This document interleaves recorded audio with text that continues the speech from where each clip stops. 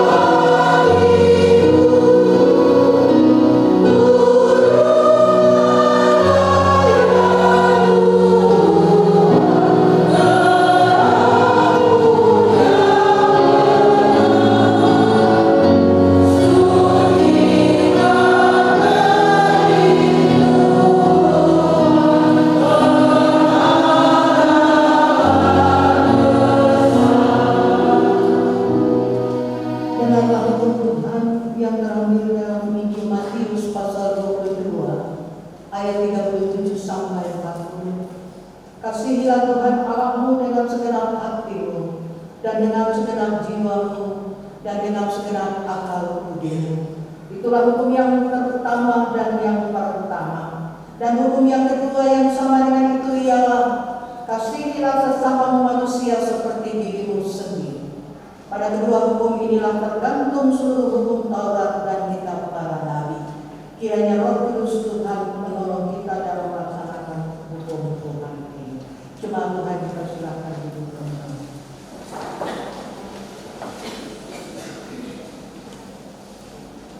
Jemaat Tuhan, marilah kita merendahkan diri di hadapan Tuhan Allah kita.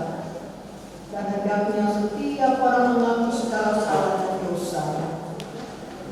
Jika kita berkata bahwa kita tidak berdosa, maka kita menipu diri kita sendiri dan kebenaran Allah tidak ada di dalam kita. Tetapi jika kita mengaku dosa, maka Allah itu setia dan adil, sehingga Ia berkenan mengampuni salah kita dan membenarkan diri kita. Ya Tuhan,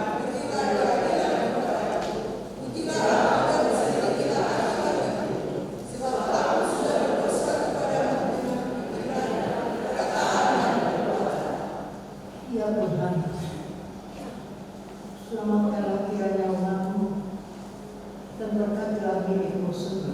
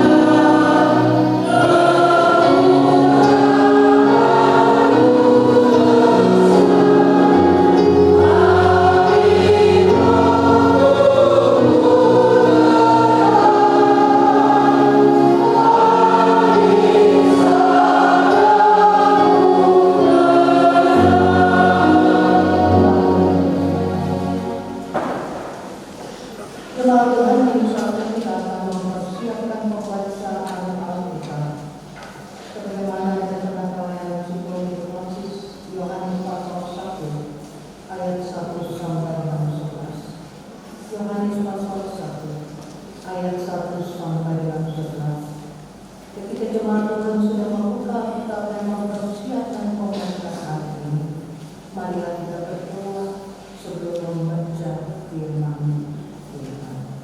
Mari kita berdoa. Ya Allah, di dalam Roh Kudus, kami mengucap syukur dalam persekutuan jemaat Tuhan. Ketika kami boleh ada bersama di saat ini, di minggu hari yang penuh dengan kudus ini. Allah, di dalam Roh Kudus, pimpinlah kami semua ketika kami telah membuka firman Tuhan Alkitab kami untuk memahami kehendak-Mu, supaya kami dikuatkan dengan kemampuan yang hanya berasal daripada Tuhan. Allah, di dalam Roh Kudus, pimpin kami jemaat-Mu, bahkan kami selaku hamba, ketika kami membaca, memberkati kebenaran firman Tuhan ini. Berkatlah bagi kami, hanya di dalam nama Tuhan kami Yesus Kristus, hamba memohon. Amin.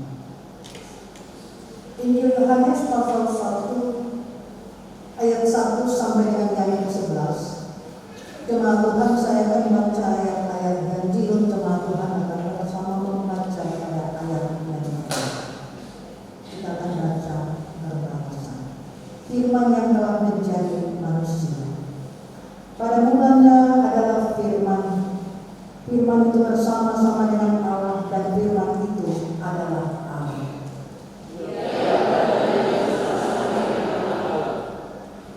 Segala sesuatu dijadikan oleh Dia, dan tanpa Dia tidak ada suatu pun yang telah jadi dari segala yang telah dijadikan.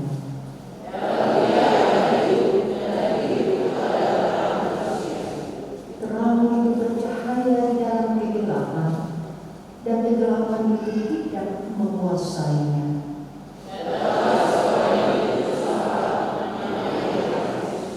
Ia datang sebagai saksi untuk memberi kesaksian tentang terang itu, supaya oleh Dia semua orang menjadi percaya.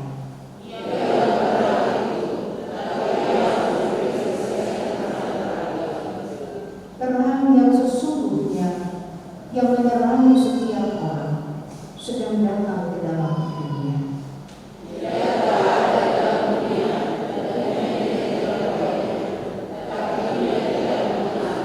Mari kita baca bersama.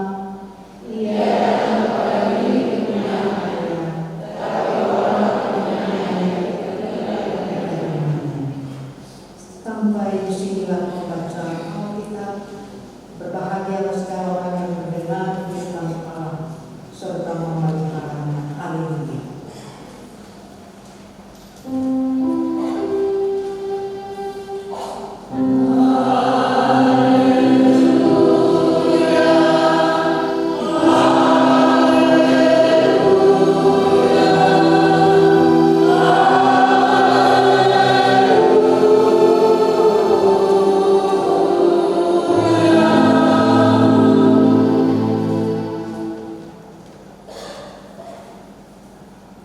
Persekutuan jemaat berkata yang diberkati Tuhan.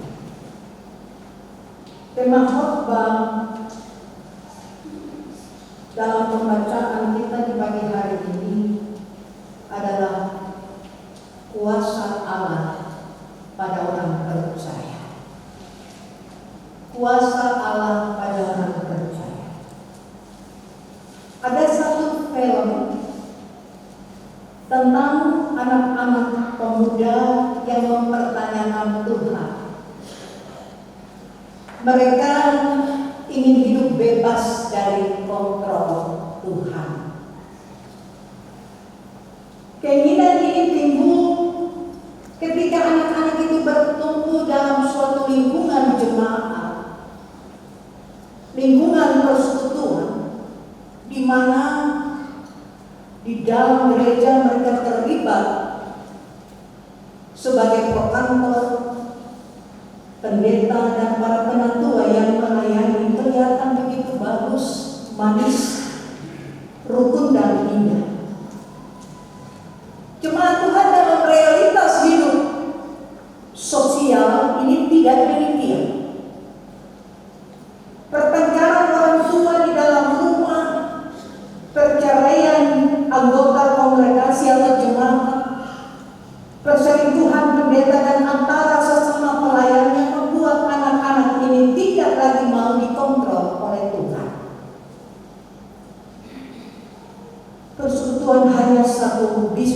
untuk mendatangkan profit bagi pendetanya, bagi gembalanya.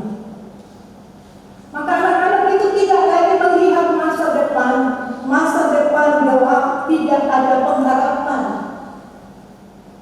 Sampai suatu ketika semuanya berubah, baik hidup persekutuan maupun anak-anak muda dalam cerita ini, hidup mereka dipulihkan. Justru ketika pendetanya meninggal, mengalami stroke dan mendadak meninggal. Dan inilah cerita akhir dari film itu. Jemaat Tuhan, kesaksian dalam Injil Yohanes pasal 1 ayat 1 sampai 11 ini sangat berbeda. Diajarkan untuk melihat kepada kesaksian teladan moralitas, iman yang sangat sempurna datang dari seorang gembala agung, yaitu Yesus Kristus. Kalau lihat pada kelakuan orang-orang, pastilah kecewa, pastilah marah. Lihatlah pada teladan moral tertinggi, yaitu Kristus. Semua percakapan, semua janji manusia biasa dilupakan, bisa berubah-ubah. Pandanglah kepada yang tidak bisa berubah, baik janjinya maupun firman-Nya, yaitu Yesus Kristus. Maka di pagi ini Bapak Ibu jemaat Tuhan, dalam rangka menghayati arti menjalani masa Advent ini, Advent berarti menantikan kedatangan Tuhan. Yang kedua kali perayaan penantian kelahiran Kristus membantu kita untuk terus memandang kepada janji kedatangan Kristus yang kedua kali. Jemaat Tuhan, kita bersama dinasehati 3 pengajaran penting dari Injil Yohanes pasal 1 ayat 1 sampai 11 ini. Hal yang pertama, pengajaran yang pertama, terang yang dibawa oleh Yesus itu adalah realitas dari kuasa Allah pada orang percaya. Mari kita baca ayat 4 bersama-sama lagi. Kita baca bersama-sama ayat 4. Bapak Ibu buka kita, ketika sudah dapat kita baca 3. Dalam Dia ada hidup, dan hidup itu adalah manusia. Terang yang dibawa oleh Yesus ini adalah realitas dari kuasa Allah pada orang percaya. Kita tahu satu sisi dari hidup adalah kekacau balauan. Kekacau balauan ini hanya dapat diubahkan ketika terang Kristus hadir di tengah hidup Bapak Ibu Saudara dan saya. Hidup keluarga, hidup jemaat, dan pribadi lepas pribadi.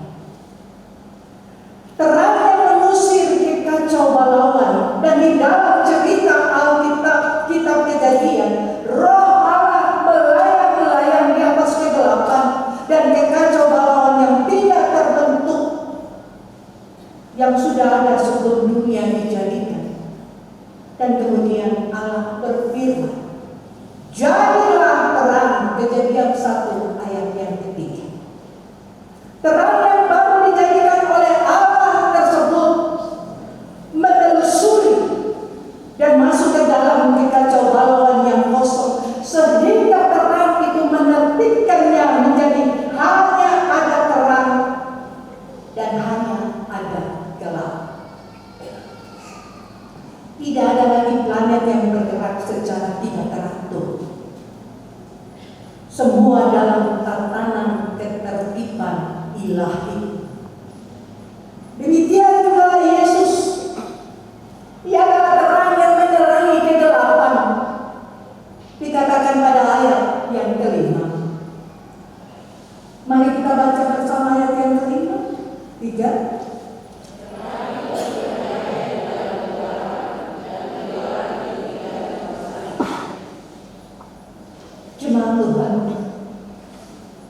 bisa mendaftarkan seberapa banyak kegelisahan, kemarahan, dan derita-derita yang pernah kita alami di dalam keluarga lepas pribadi.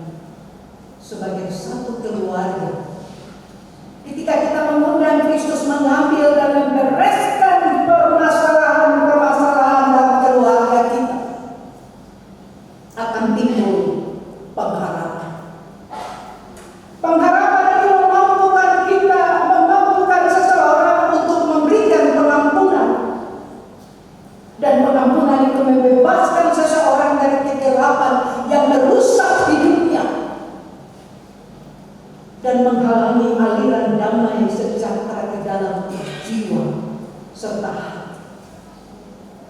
Jemaat Tuhan, jadi Tuhan Yesus adalah terang pengharapan itu untuk menolong saudara dan saya untuk mewujudkan cinta kasih Allah di dalam kehidupan rumah tangga keluarga kita, di dalam hidup berkarya, di dalam hidup persekutuan, dan di dalam hidup apa saja yang kita jalankan sesuai dengan tanggung jawab kita masing-masing.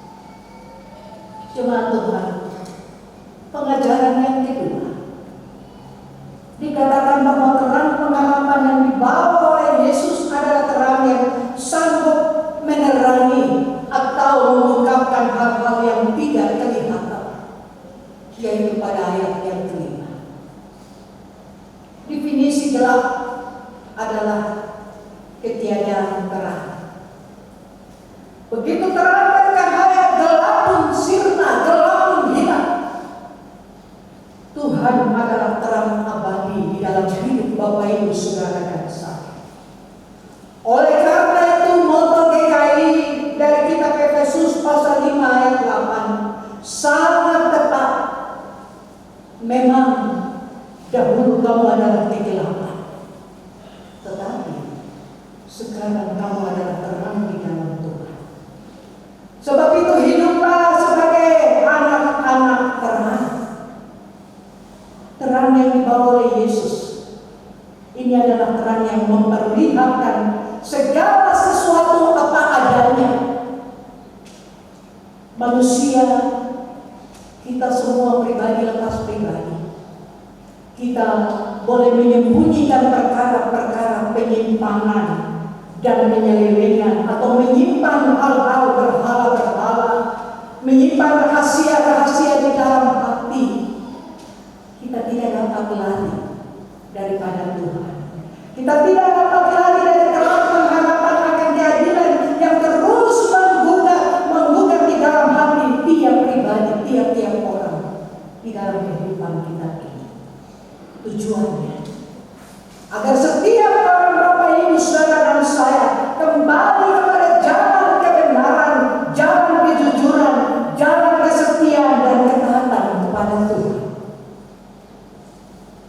Warga GKI, khusus jemaat Fatah, yang atasnya terang itu telah bercahaya, maka tentu hidup kita semua ini, jemaat Tuhan ini, hidup kita akan berbeda. Tidak ada gosip atau kata-kata yang tidak membangun. Warga GKI akan menyukai pikiran-pikiran yang positif dan suka mendengar. Semua obrolan maupun perkataan diucapkan dengan hati-hati, diucapkan dengan bermutu, tidak sembarangan, filter informasi dengan cepat, dengan cermat. Uji segala sesuatu berdasarkan firman Tuhan. Inilah ciri hidup dari jemaat-jemaat GKI yang telah berada di dalam terang Tuhan. Moto reformasi adalah gereja selalu membaharui dirinya terus-menerus sampai kepada kesempurnaan seperti Yesus Kristus. Apa yang dapat membuat kuasa Allah pada hidup jemaat? Saudara jemaat, ketika saya melayani di jemaat Bethesda Seleso, Sekarang saya sudah selesai pensiun. Almarhumah Suster Ruth Bartlett, dia seorang misionaris Swiss yang datang ke Klaksama kilometer 12 pada tahun 1956 dan sudah meninggal pada tahun 2017 di Klaksama. Karena beliau tidak bisa ke gereja pada malam kudus di tahun 2016, maka beliau menulis satu puisi, katanya seperti ini.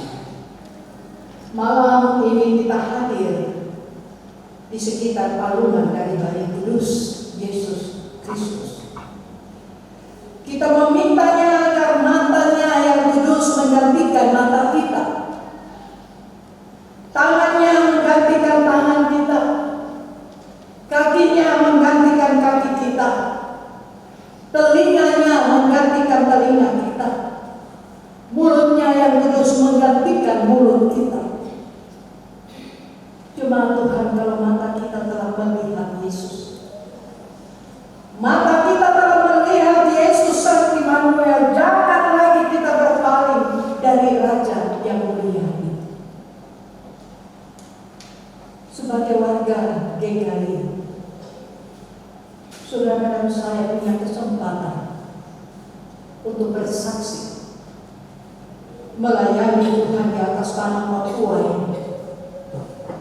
Hal ini dimungkinkan karena persebaran persekutuan Injilnya GKI begitu terasa baik pada persebaran geografisnya, sumber daya manusianya, leadership di semua bentuk profesi, hingga pada penyelenggaraan pembangunan. Jadi, kegagalan penyelenggaraan pembangunan bisa jadi menjadi kesalahan urus dari penata layanan gereja. Demikian banyaknya anak-anak jalanan dan pencurian di kalangan anak-anak, remaja, pemuda bisa jadi gereja kurang sensitif pada pemberdayaan dan penguatan rohani kelompok-kelompok keluarga dan lain dan seterusnya.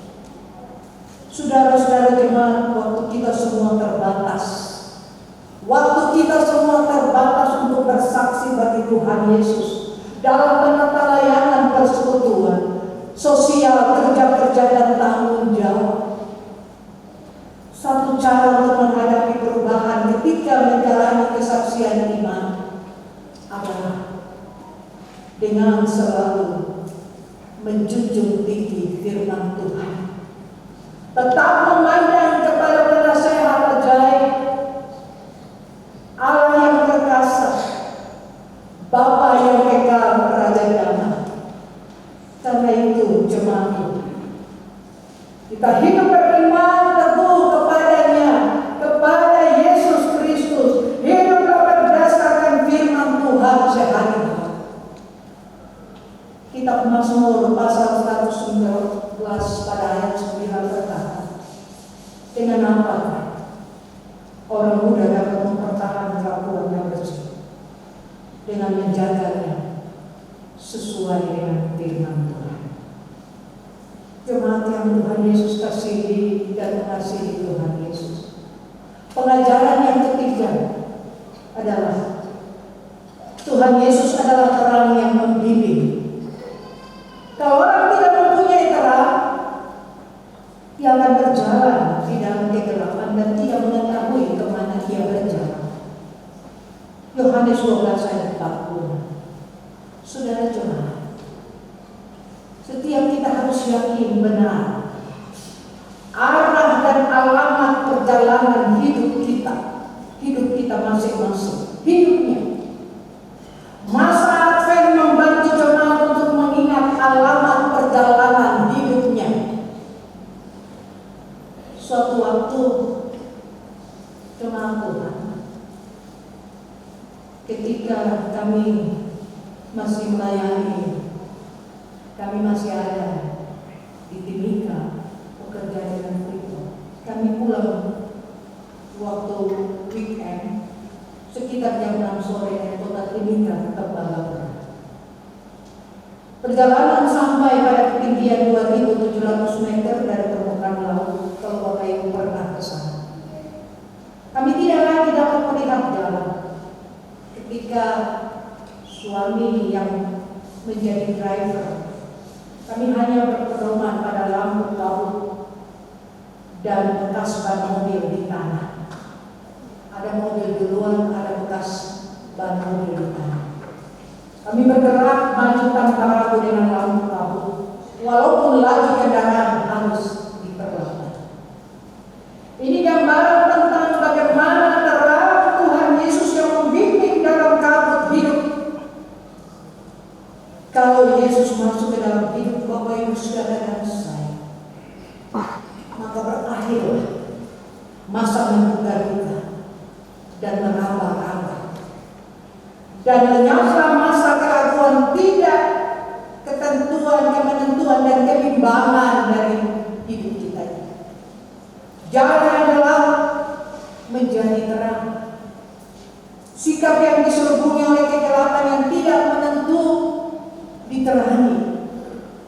Tanpa Yesus, maka kita adalah laksana orang-orang yang berjalan meraba-raba di dalam kegelapan jalan yang tidak kita kenal. Dengan Yesus maka jalan hidup tiap pribadi, keluarga, Bapak Ibu, persekutuan jemaat dan masyarakat bangsa kita berada pada sinar pengharapan Kristus itu. Anak-anak muda yang sementara bergumul bagi masa depannya memerlukan terang pengharapan ini, agar mereka tidak tersesat dalam perjalanan masa mudanya di dunia pendidikan, di pergaulan sehari-hari, menemukan teman hidupnya yang tidak gampang terbakar dengan cerita-cerita cinta yang palsu. Saat ini begitu banyak ruang-ruang gelap. Narkoba merupakan satu ruang gelap. Miras merupakan satu ruang gelap. Karena ada begitu banyak ruang gelap di dalam dunia ini, Bapak Ibu jemaat Tuhan. Baik para hamba Tuhan, majelis jemaat, maka kita sangat memerlukan terang pengharapan Yesus hidup di dalam kehidupan kita semua. Hidup persekutuan kita dalam menyongsong Minggu Advent yang ketiga ini. Jemaat yang diberkati itu, hanya dengan mengundang terang Kristus di dalam hidup kita ini, baik sebagai imam dalam keluarga, baik bapak, ibu maupun anak-anak, para pemuda dan pemudi, para pelayan Tuhan, maka kita akan mengalami 3 realitas kualitas hidup dari masa kuasa, dari kuasa Allah ini, yaitu pertama, terang Kristus mengusir kekacauan dalam hidup. Yang kedua, terang Kristus selalu membuka hal-hal yang tersembunyi di tempat gelap, agar kita selalu kembali kepada kasih karunia Tuhan yang menyelamatkan hidup kita. Dan yang ketiga, terang Kristus membimbing hidup kita dalam kebenaran, kejujuran, ketaatan pada firman Tuhan. Selamat menjalani masa Advent yang ketiga ini di dalam hidup Bapak Ibu jemaat Tuhan, hidup rumah tangga keluarga kita jemaat Effatha Mangunkuran Kasih ini. Tuhan Yesus punya firman yang senantiasa memberkati kita. Amin.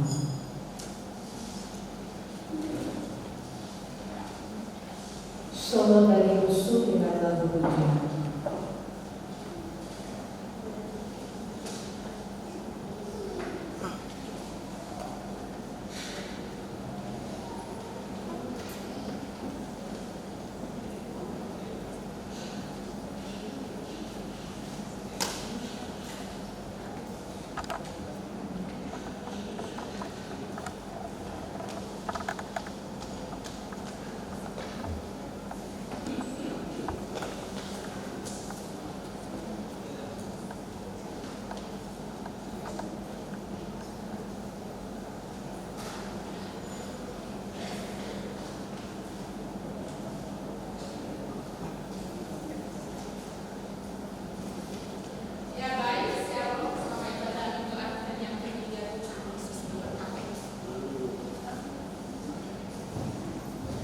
dua lagu berturut-turut.